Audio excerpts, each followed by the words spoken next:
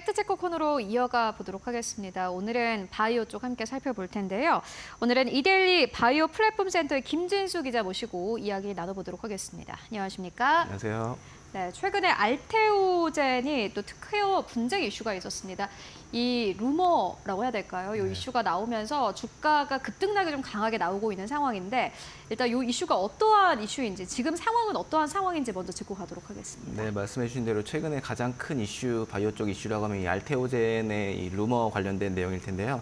이 알테오젠에 대해 기본적으로 좀 설명을 드리자면 정맥 주사 제형 의약품, IV 제형 제품 의약품을 SC 피하 주사 제형으로 바꾸는 기술을 보유한 기업인데요. 글로벌 무대에서도 굉장히 많이 인정받고 있습니다. 기술 수출도 많이 했고요. 유일한 경쟁사로 꼽히는 이제 할로자임이라는 곳이 있는데 이쪽에서 이제 특허 관련 소송을 할 수 있다는 루머가 좀 나왔습니다. 그러면서 이제 주가가 좀 요동쳤는데요. 알테오젠이 MSD 머크와 진행하고 있는 이 의약품 개발에도 제동이 걸리는 것이 아니냐는 우려가 시장에 나오면서 이제 주가가 조금 왔다 갔다 하는 것으로 분석됩니다. 알테오젠의 주가가 지금까지 잘 갔던 이유는 물론 뭐 기술력에 대한 이슈도 있긴 합니다만은 머크와의 계약 때문이었습니다. 이 이슈도 함께 짚고 가시죠. 네, 말씀해 주신 대로 이제 머크라는 곳이 MSD라는 곳이 굉장히 큰 글로벌 기업인데요. 이 알테오젠의 제형 변경 기술은 이제 그전에도 이제 뛰어나다는 평가를 많이 받았지만 이 MSD와 계약을 통해서 굉장히 글로벌 전 세계적으로 주목을 받았는데요. 이 MSD 키트루다라는 제품이 있습니다. 면역 항암제 제품인데 이 의약품 같은 경우에 전 세계 매출 1위 제품이라고 할 수 있고요. 지난해 이제 키트루다 한 개 품목 하나의 매출만 해서 35조 원에 달했습니다. 키트루다 같은 경우에 2028년에 이 IV 정맥 주사 제형의 특허 만료를 앞두고 있는데요. 이 MSD는 이제 바이오시밀러의 공격 방어와 특허 연장의 목적으로 SC 제형, 이 피하 주사 제형으로 개발에 적극적으로 나서고 있는데요. 바로 여기서 이제 알테오젠이 등장합니다.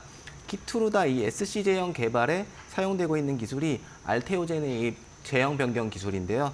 현재 이제 글로벌 임상 3상이 진행 중이고 MSD는 이제 최근에 이 SC 제형이 기존 IV 제형과 동등한 효과를 가졌다는 데이터도 발표했었고요. 예정된 일정대로 이제 품목 허가 절차가 이뤄진다는 가정을 했을 때 2025년이나 2026년쯤에는 출시가 예상되는 상황입니다. 일단은 알테오젠 같은 경우에는 최근에 여러 가지 특허와 관련해서 이렇게 좀 이슈가 있고 노이즈가 있는 상황입니다. 이어서는 좀 기술을 좀 살펴보고 갈 텐데 정맥 주사를 피하 주사로 바꾸는 기술에 대해서 이게 어떻게 조금 진행이 되는 건지 먼저 들어보고 가도록 하겠습니다. 네, 일단 주사가 이제 약간 주사 방식을 좀 여러 개 나눠보자면 이제 정맥 주사, 그다음 근육 주사, 피하 주사, 피내 주사 이 정도 4가지 정도로 나눠집니다. 이제 말씀드리는 정맥 주사는 말 그대로 이제 정맥에다가 투여하는 네. 주사를 말하고요.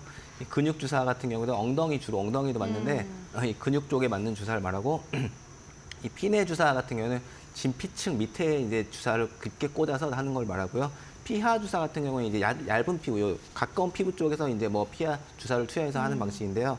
이 피하 주사 같은 경우에는 굉장히 이제 본인이 스스로도 투여가 가능하다는 그런 편의성이 높고 이 정맥 주사 같은 건 아무래도 좀 이런 전문적인 것들이 네. 필요하기 때문에 좀 어려운데 피하 주사는 좀 쉽다는 측면에서 굉장히 많이 선호되는 이제 형태이긴 하고요. 이제 다시 좀 설명을 드리자면 알테오젠의 이 인간 히알루로니다제 방식 같은 경우에는 효소의 고유한 작용 기작을 유지하면서 이제 단백질 구조의 유연성과 안정성을 향상시키는 기술을 바탕으로 합니다. 이제 히알루론산을 가수분해해서 정맥 주사에서 피하 주사하는 방식으로 반환하는 것이고요. 또 린디 바이오 사이언스라는 곳이 있는데요. 이 회사 같은 경우에는 이제 마이크로 글라시피케이션이라는 기술을 가지고 있는데요. 이 약물을 미세한 유리입자로 변환해서 피하 조직에 효율적으로 전달하는 방식입니다.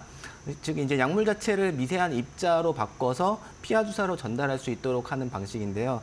좀 이제 100% 맞는 비유라고는 할 수 없지만 좀 더 쉽게 설명을 드리자면은 이 인간 히알루로니다제 같은 경우에는 약물이 들어갈 수 있는 공간을 좀 마련해주는 그런 작용이라고 볼 수 있고요.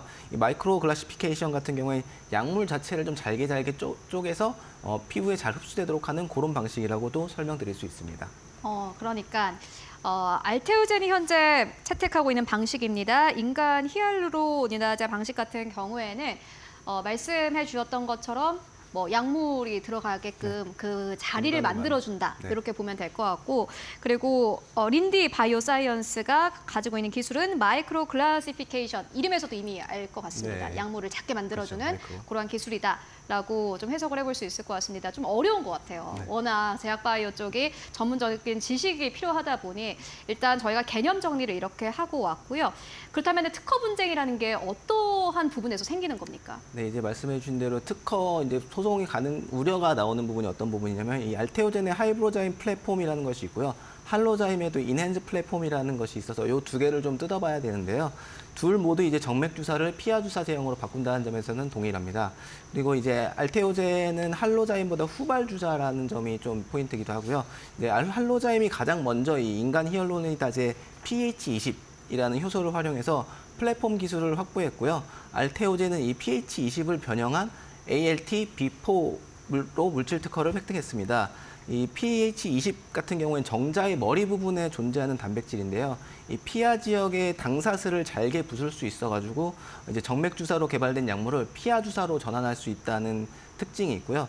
이 할로자임 같은 경우에 이 pH20을 그대로 사용하고 있지만 알테오젠의 경우 pH20을 히알 단백질과 이 pH20의 도메인 일부를 섞어서 약간 변형한 물질, 변형한 형태라고 할 수 있는데요. ALT-B4를 만들어서 사용 중입니다.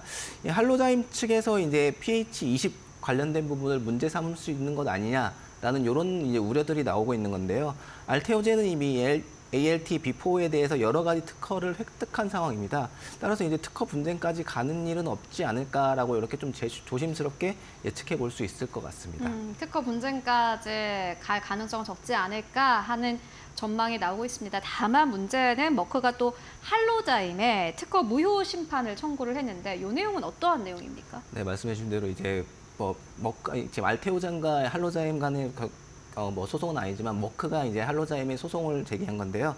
이제 특허 심판 및 바이오 업계에 따르면 이 MSD 같은 경우에는 지난 12일 미국 특허청에 이제 할로자임 특허에 대해서 등록 후 특허 취소 심판을 제기했습니다. 이 특허 무효 소송 대상은 할로자임의 엠다제 특허라는 것인데요. 이 해당 특허 같은 경우에 할로자임이 특허 만료 기간을 늘리기 위해서 최근 추가로 등록한 특허라고 할 수 있습니다. 좀 더 설명을 드리자면 이제 MSD 소송 대상인 이 엠다제 같은 경우에는 할로자임이 세계 최초로 개발한 이제 그 기술, 이 히알루로니다제 기술을 여러 분야에 응용하기 위해서 만든 포괄적 특허입니다. 좀 쉽게 설명드리자면 이것도 이제 기존에 이제 하나에 대해서만 좀 특허가 있었다면 5개까지 여러 개로 좀 포괄적인 특허를 만들었다고 할 수 있는 건데요. 이제 기존 특허인 인핸즈가 포함하지 않았던 약 1000여 개의 아미노산을 치환하는 제조합 인간 히알루로니다제에 대한 내용이 담겨 있고요.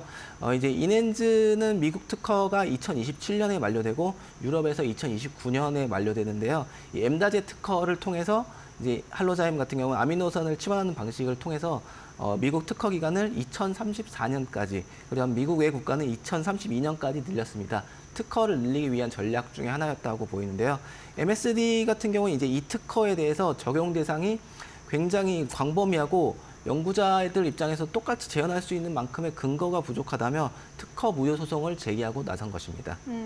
그런데 이제 머크가 보니까는 등록 후 특허 취소 심판의 경우에는 1년 내에 이게 결론이 나와야 되기 때문에 선제적으로 조치했다 이런 평가도 나오고 있습니다. 이 의미가 어떠한 의미입니까? 네, 이제 MSD가 이제 소송을 했다는 걸 두고 굉장히 의견들이 많은데요. 이제 정확한 의도를 알기는 어렵지만 선제적 조치라는 점이 반은 맞고 좀 반은 틀리다고도 할 수 있을 것 같습니다.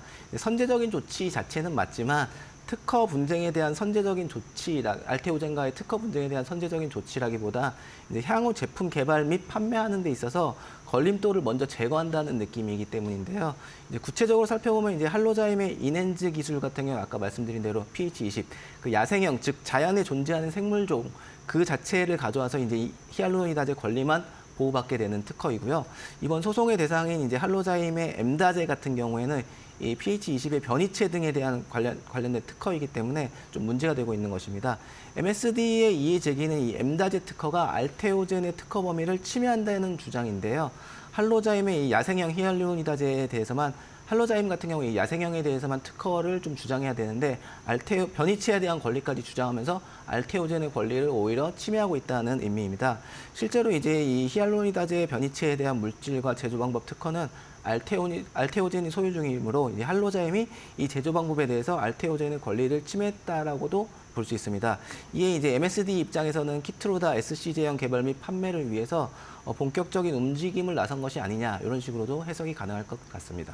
앞으로 그렇다면 네, 소송이 어떻게 진행될지 궁금한데요. 향후 전망은 어떻게 보십니까? 네, 이제 증권업계나 뭐 이런 분석들에 따르면 이제 MSD 소송으로 할로자임이 변이체 특허 범위를 포기하는 쪽으로 합의할 수도 있지 않을까라는 이런 전망들도 나오고 있습니다. 뭐 할로자임 같은 경우에 이번 변이체 권리를 포기하더라도 기존의 이넨즈라는 특허가 있기 때문에 뭐 그동안 맺었던 계약과 관련해서 큰 문제가 없기 때문이기도 하고요.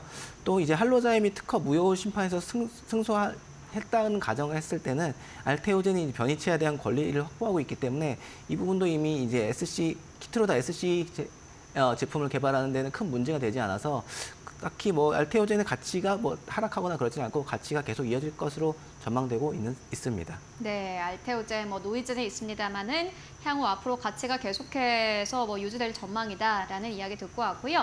이어서 두 번째로는 유한양행 짚고 가도록 하겠습니다. 렉나자가 미국 FDA로부터 승인을 받은 이후로 또 이제 앞으로 글로벌 시장으로 그 무대를 확장한다라는 이런 이야기도 있는데 어떠한 내용입니까? 유한양행 하면 역시 기술 수출했던 이제 비소세포 폐암 치료제 렉나자 이야기가 가장 중심이 되는데요.